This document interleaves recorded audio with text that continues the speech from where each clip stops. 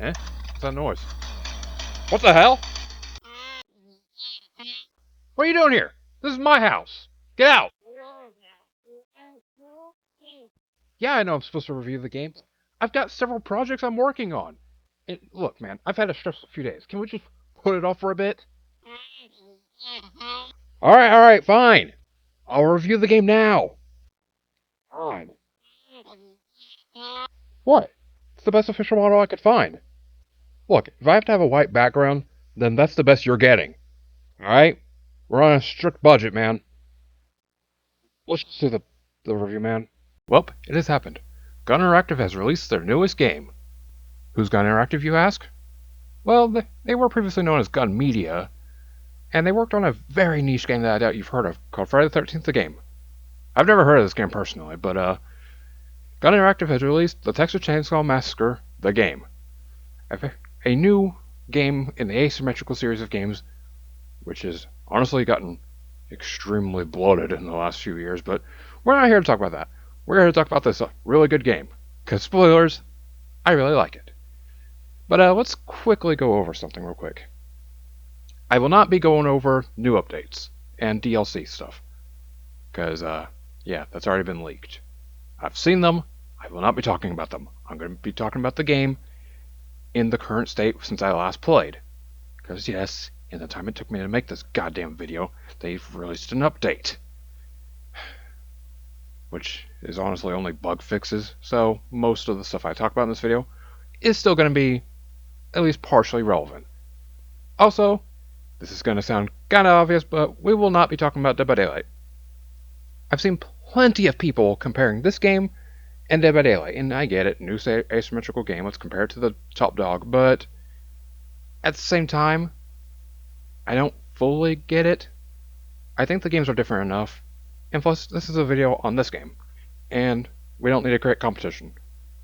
So, let's talk about the Texas Chainsaw Massacre, the game, and see if it honestly adds some flavor to the asymmetrical horror series. Because let's be honest, it needs some spice. I say we start with the victims, as there's a bit more meat to them when it comes to talking about things. And this is just going to be a quick overview.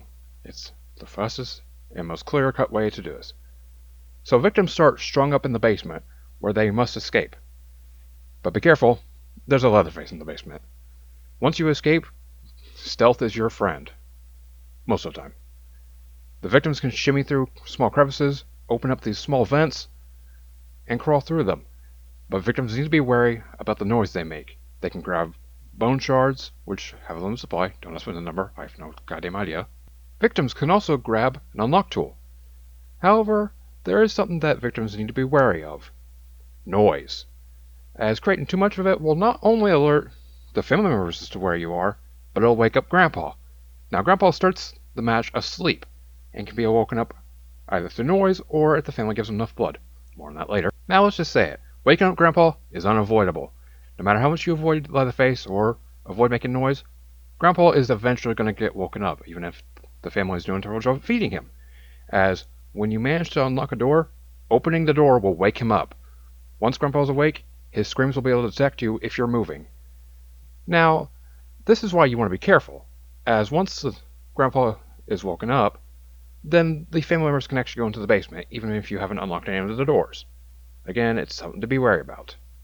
Once you unlock the door and get out of the basement, well, you're still not out. Yeah, now you have to get off the premises. Which is easier said than done when there are 3 killers after you, but again, we'll touch on that in a bit. The normal ways of escaping is to turn off the battery and pick the lock to the gate, turn off the generator and pick the lock to the gate if there is one that needs it. Again, it depends what map you're on. Or you can actually just do the fuse puzzle, if you manage to find the fuse, and then the fuse box, and you can unlock a door that's actually in the basement. Or if you manage to find a valve, you can turn up the pressure and, again, open a door that's actually above ground. Now, if that's a lot, trust me, I get it, as someone who's put many hours into the game already. However, that's not it. During this, you're going to be running from 3 different family members. Now, you'll always be facing Leatherface, and again, we will talk about the family in a bit, okay? Promise. But now, I want to touch on one last thing before we move on to each of the individual victims, which is you can actually kind of defend yourself. Kind of. If you have a bone shard, you can get into a scrap with most of the family members, and if you win the button mash minigame, you'll stun them. However, it's best to just try to sneak up on them if you feel like you're in a dangerous position. Also use it if one of your friends is in a grapple. Could save their life. Oh, and if you hate old men, you can stab the hell out of Grandpa. So, 10 out of 10 game. Why would you want to stab Grandpa? Well, it actually stuns him for a bit where he can't detect you, and it prevents the family from feeding him, and also lowers his overall level. Again, something we will touch on in a bit. Now, onto the victims, as there is quite a few victims. So a quick thing about the lore for the characters. I really do like the lore. Won't really be touching on it in this review. I appreciate all the effort put into said lore, and I love the relationships of the characters.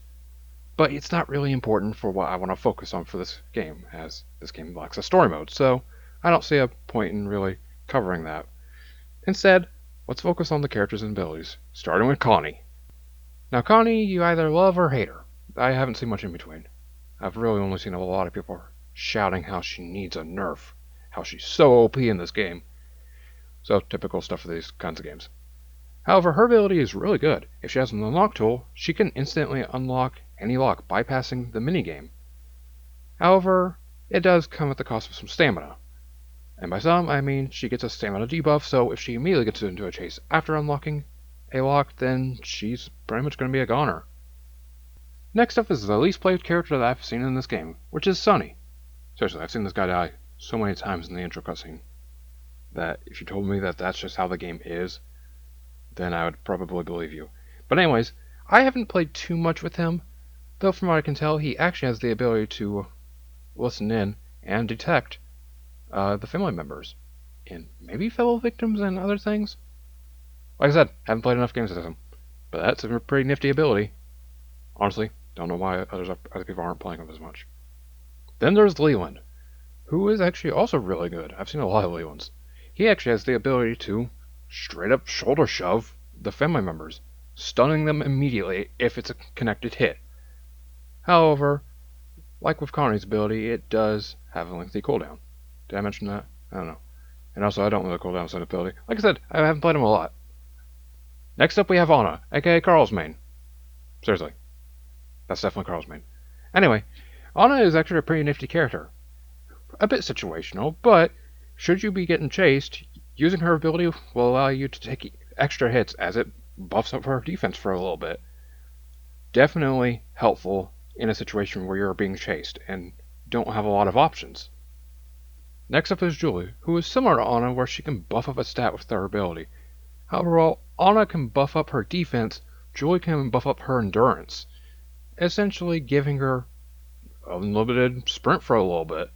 Now, it only lasts so long, but similar to Anna, it can come handy when being chased, something that not every victim has the expertise for. Playing as the victims will actually also unlock cosmetics. Now, they are simple reskins, but you also get them by just playing the game. Wow, it's been a long time since we've had that. Also, as you play and get XP, you indeed level up, which can be used to not unlock other characters, but instead, it can be used to unlock perks. Different perks do different things. For example, there's actually a pretty useful perk that can make it where there's a chance where your lockpick tool won't break upon unlocking a door, as normally they do break. Very handy, and it's actually saved me in a few situations. Now, players of this game will note that I haven't really talked about attributes, and there's a good reason for that. And it's simply because you can actually change the attributes.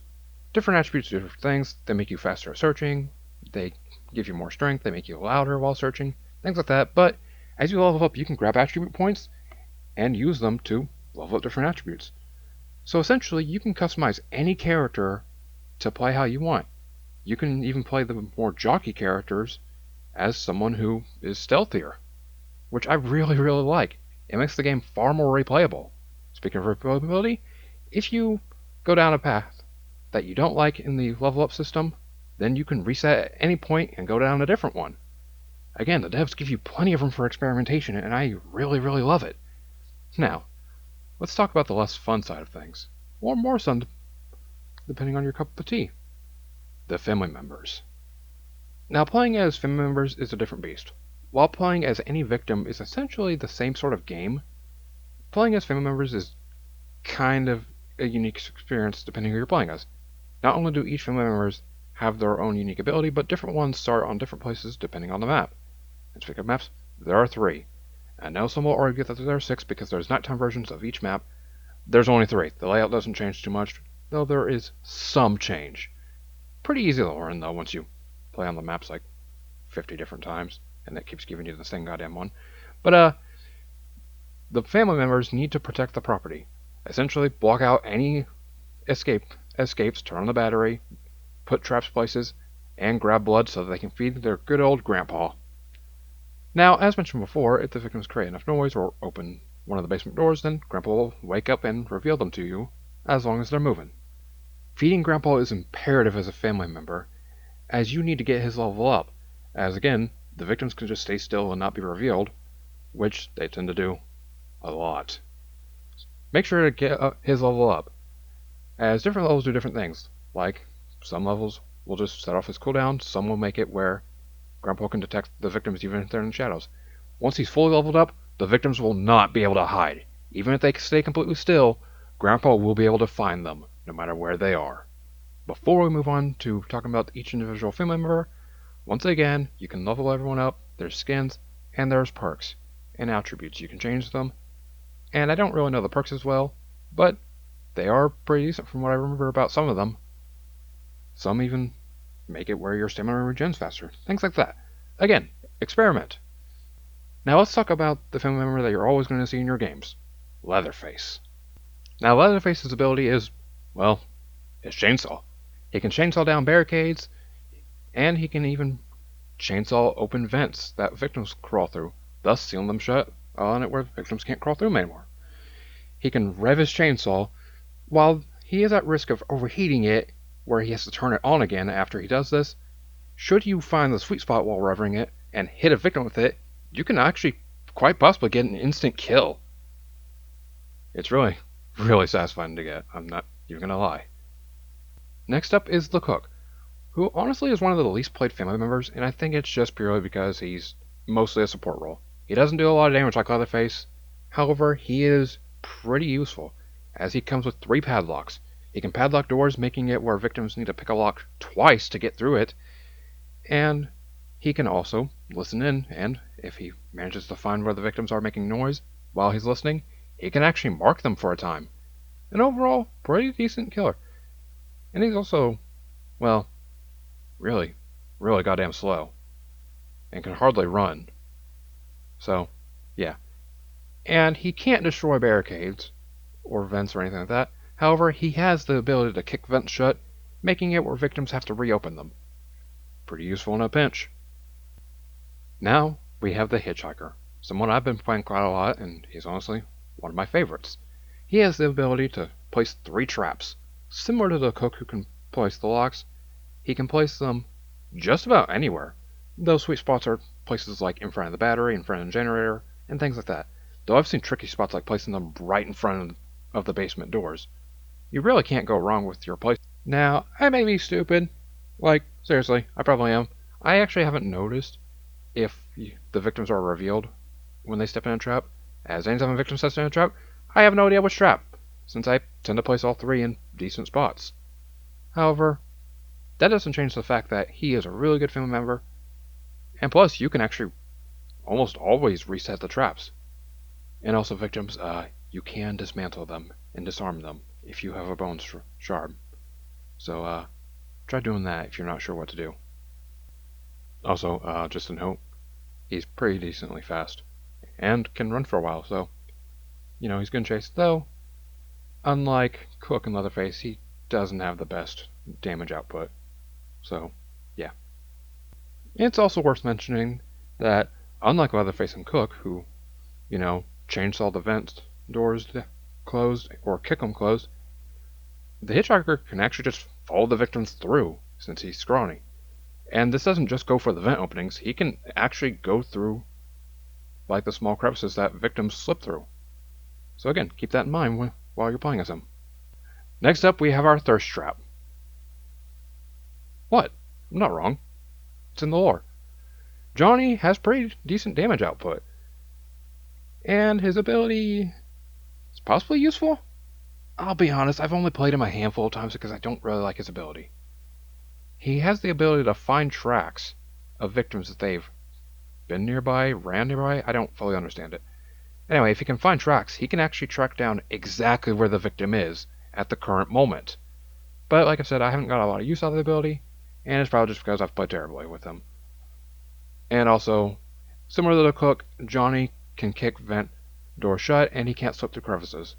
So, yeah, basically more reason for me to not touch him with a 10-foot stick. Next up, we have the hottest character in the game, aka Sissy. What? Still not wrong. Anyway, Sissy is probably the most unique family member in the game, in my opinion. Similar to Cook and Hitchhiker, she has 3 of something, but it's gas. Now, the gas can actually be placed in areas to make it where it does different effects. I haven't seen all of them. The only one I've actually seen is you getting revealed to the family members, I believe, and it basically drunkens your controls where everything is backwards. However, unlike Hitchhiker, her traps aren't there forever.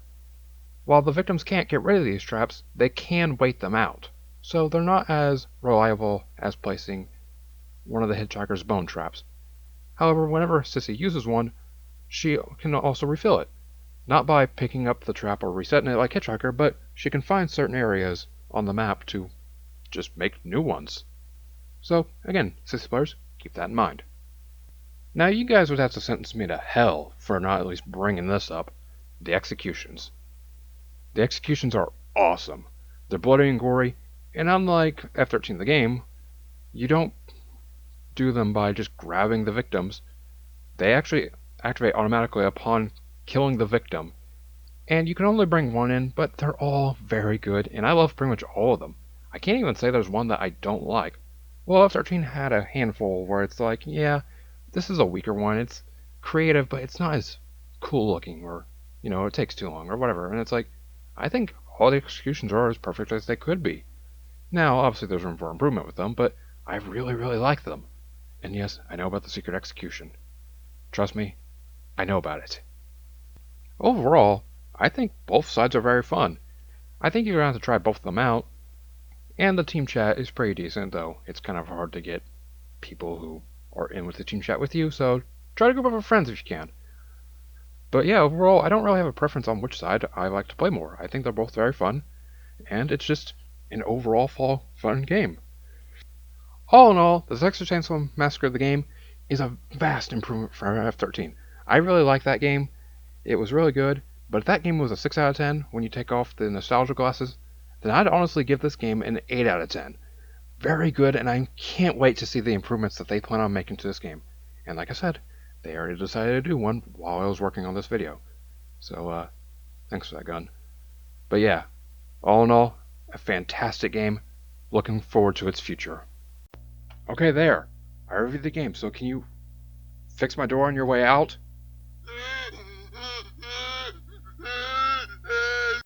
No, I'm gonna peace out. What do you mean, no, I'm just gonna peace out? What does that mean? I have no idea how I just said that. And honestly, I'm not even gonna question it. I'm just gonna get back to work on this.